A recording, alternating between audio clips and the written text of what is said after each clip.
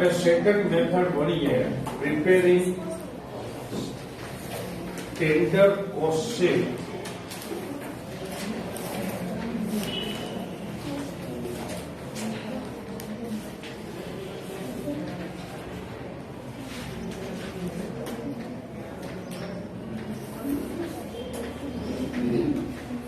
When information about unit is given,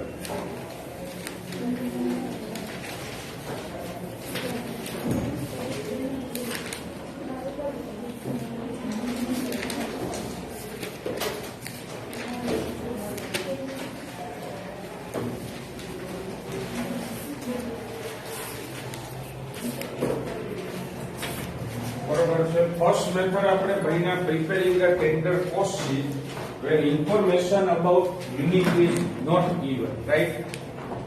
હવે જુઓ, જ્યારે તમને યુનિટની ઇન્ફોર્મેશન આપી હોય અને ટેન્ડર કોસ્ટ શીટ બનાવવાની છે, ત્યારે ફર્સ્ટ યરની બધી જ ઇન્ફોર્મેશન આપી દીધી હશે. બરોબર છે. યુનિટ આપ્યા હશે તો સૌથી પહેલા તો આપણે ફર્સ્ટ યરની કોસ્ટ શીટ બનાવી લેવાની કે જેમાં આપણે બે કોલમ આપશું, ટોટલ કોસ્ટ અને કોસ્ટ પર યુનિટ. બરોબર છે. આ બે કોલમ આપી અને સૌથી પહેલા આપણે પ્રીવિયસ યરની કોસ્ટ શીટ પ્રિપેર કરશું. તો સ્ટેપ 1,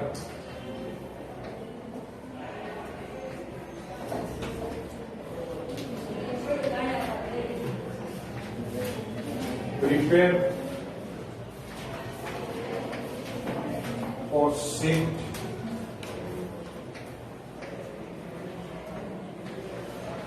for the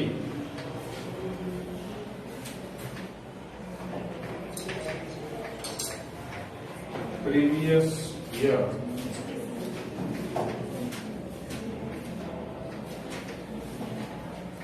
showing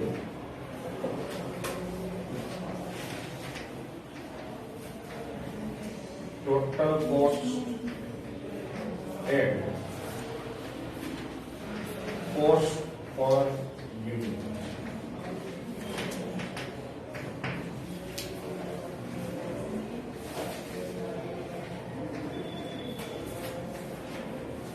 ચલો, હવે પ્રીવિયસ યરની કોસ્ટ શીટ બની ગઈ. બરોબર છે. હવે પ્રીવિયસ યરની કોસ્ટ શીટ બનાવ્યા પછી આપણું જે સ્ટેપ 2 છે, સ્ટેપ 2 ને અત્યારે આપણે પેન્ડિંગ રાખીએ.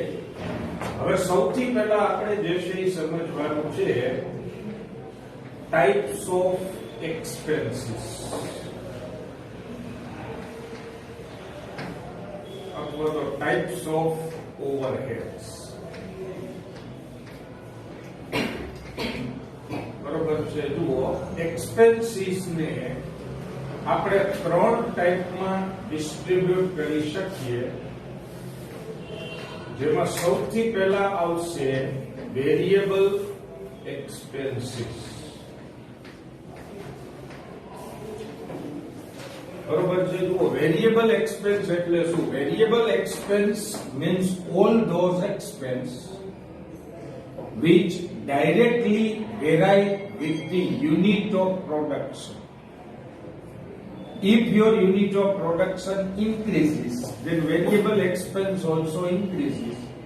If your units of production decreases, then variable expense also decreases.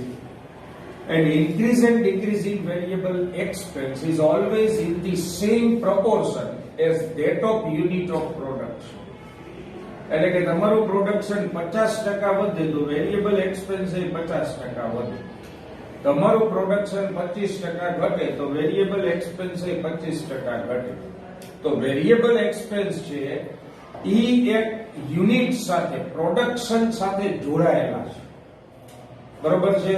તો હવે એનો મતલબ થયો કે આ વેરિયેબલ એક્સપેન્સ ઓલવેઝ પર યુનિટ કોન્સ્ટન્ટ રહે.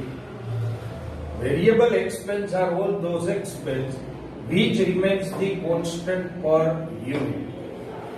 If increase or decrease is given, suppose તમને સબમાં કોઈ વધારો ઘટાડો આપ્યો તો ઈ વધારો ઘટાડો આપણે કેમાં કરવાનો? તો કે પર યુનિટમાં કરવાનો, ટોટલ અમાઉન્ટમાં નહીં.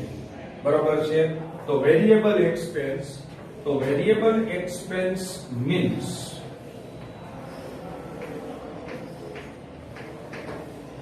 all those expense which vary directly with production.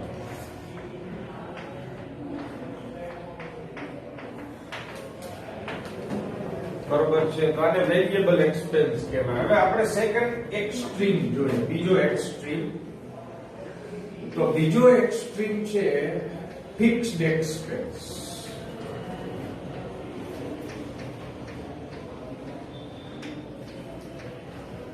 બરોબર છે, ફિક્સ્ડ એક્સપેન્સ કેને કહેવાય? તો fixed expense means all those expense which remain fixed irrespective of the level of output.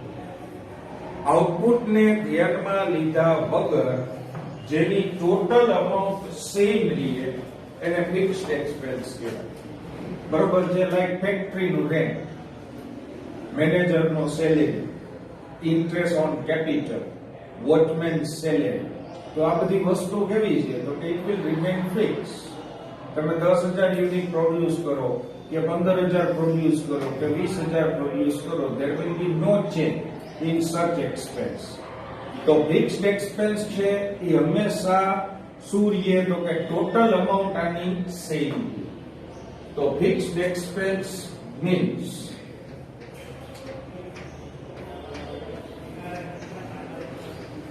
all those expense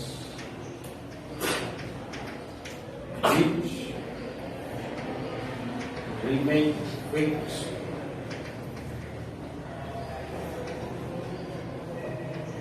irrespective of level of production. બરોબર છે, તો production ને ધ્યાનમાં લીધા વગર આવા એક્સપેન્સ ફિક્સ છે. જુઓ, વેરિયેબલ એક્સપેન્સ છે આ પર યુનિટ ફિક્સ છે. તો variable expense per unit remains fix અને ફિક્સ્ડ એક્સપેન્સ છે એની ટોટલ અમાઉન્ટ સેમ. તો total expense remains the same. Variable એક્સપેન્સમાં શું આવે? જો વેરિયેબલ એક્સપેન્સમાં આવે એક તો direct material,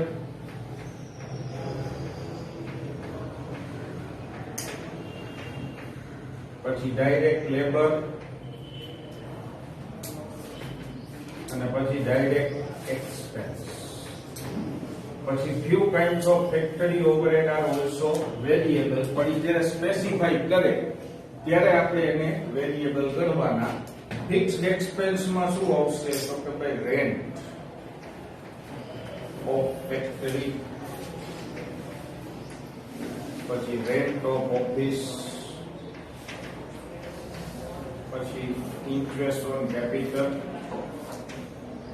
managers salary etcetera. બરોબર છે, તો આ થયા ફિક્સ. પણ હવે અમુક એક્સપેન્સ એવા છે કે જે આ બેયની વચ્ચે આવશે, in the middle of variable and fixed, which are neither completely variable nor completely fixed. તો આવા એક્સપેન્સ ને કહેવાય semi variable expense.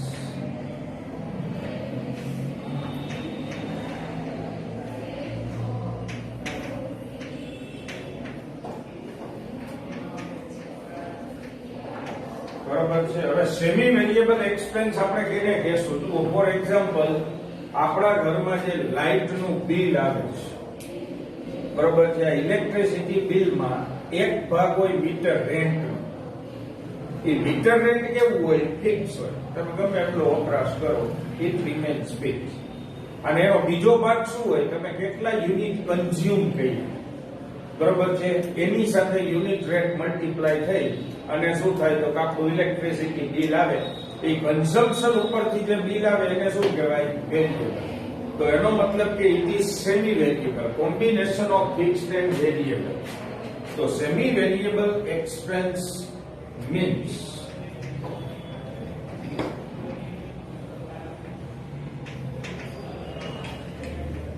combination of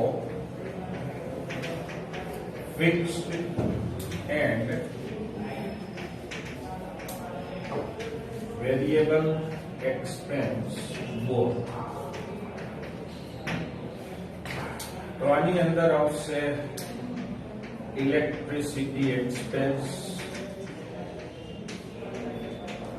પછી ટેલિફોન ચાર્જ. આપણો જે લેન્ડલાઇન નો ટેલિફોન છે, બરોબર છે, તો લેન્ડલાઇન ના ટેલિફોનમાં પણ શું હોય તો કે એક રેન્ટ હોય અને બીજો કોલ નો રેટ હોય. તમે કેટલા કોલ કર્યા એના ઉપરથી કોલ નું બિલ આવે અને રેટ તો જે છે ફિક્સ હોવાના છે. તો these are the three type of expense: variable, fixed અને સેમી વેરિયેબલ. હવે અહીંયા આપણે પાછા આવીએ, બરોબર, ટેન્ડર કોસ્ટ શીટ કેવી રીતે પ્રિપેર કરવી. તો હવે સૌથી પહેલા તો પ્રીવિયસ યર ની કોસ્ટ શીટ પ્રિપેર કરો, એમાં ટોટલ કોસ્ટ અને કોસ્ટ પર યુનિટ બતાવો. હવે આપણે આ બધા એક્સપેન્સીસ ને કોસ્ટ શીટમાં તમે જેટલા એક્સપેન્સ બતાવ્યો હોય બધાને બાયફર્કેટ કરવાના, કે ભાઈ કયા વેરિયેબલ છે, કયા સેમી વેરિયેબલ છે, કયા ફિક્સ છે. એનું ક્લાસિફિકેશન થવું જોઈએ. એ ક્લાસિફિકેશન કરશો પછી ટેન્ડર કોસ્ટ શીટ બની શકશે, બરોબર છે. તો સ્ટેપ 2,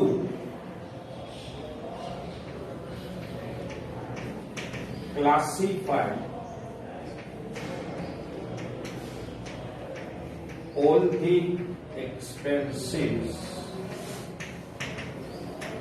into three types. તમામ એક્સપેન્સ ને 3 ટાઈપમાં ક્લાસિફાઈ કરવાના. હવે આપણે ટેન્ડર કોસ્ટ શીટ બનાવવાની. જુઓ, ટેન્ડર કોસ્ટ શીટ બનાવીએ ત્યારે ધ્યાન રાખવાનું કે વેરિયેબલ એક્સપેન્સ હોય, આમાં તમને કાંઈ ન કહે તો વેરિયેબલ એક્સપેન્સ રિમેન સેમ પર યુનિટ, બરોબર છે, અને પર યુનિટ સેમ રાખવાની. ઇન્ક્રીઝ ડિક્રીઝ કીએ વેરિયેબલમાં તો એ કેમાં કરવાનો? પર યુનિટમાં જ કરવાનો. ટૂંકમાં વેરિયેબલ એક્સપેન્સ નું નામ પડે એટલે ઇન્ક્રીઝ, ડિક્રીઝ અથવા તો કોન્સ્ટન્ટ બધુંય કેમાં રહીએ? પર યુનિટમાં રહીએ, બરોબર છે. તો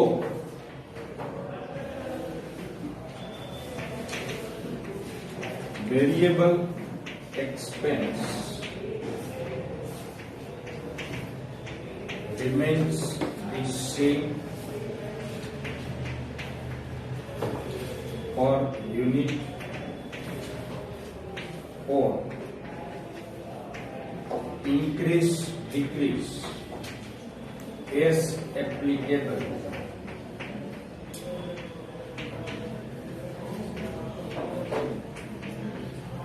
Should be applied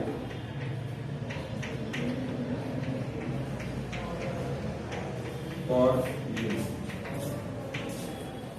હવે ફિક્સ્ડ એક્સપેન્સ, બરોબર છે. તો ફિક્સ્ડ એક્સપેન્સ મેં તમને કીધું કે ભાઈ રેન્ટ ઓફ ફેક્ટરી, પછી office, interest on capital, salary. હવે જે ફિક્સ્ડ એક્સપેન્સ હશે એમાં આપણે જોવાનું કે વેધર એની information is given.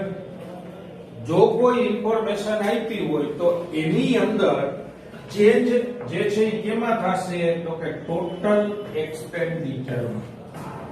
Increase decrease આપ્યો હોય તો એ કેમાં કરવાનો? ટોટલમાં. અને કાંઈ ઇન્ફોર્મેશન ન આપી હોય તો ફિક્સ્ડ એક્સપેન્સ શું કરવાના? તો કે ટોટલ સેમ રાખવાના, બરોબર છે. તો fixed expense remains the same in total or increase decrease as applicable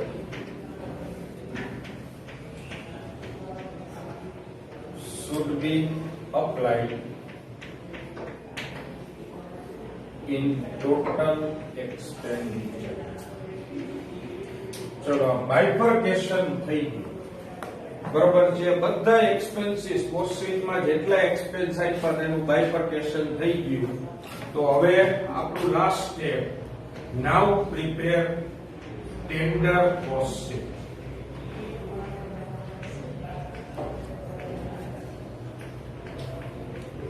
Now prepare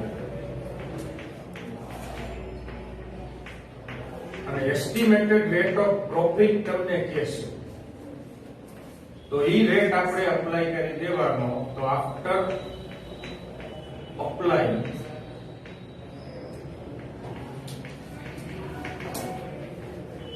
estimated profit to or total cost. બરોબર, ક્લિયર? ચાલો લખી લો.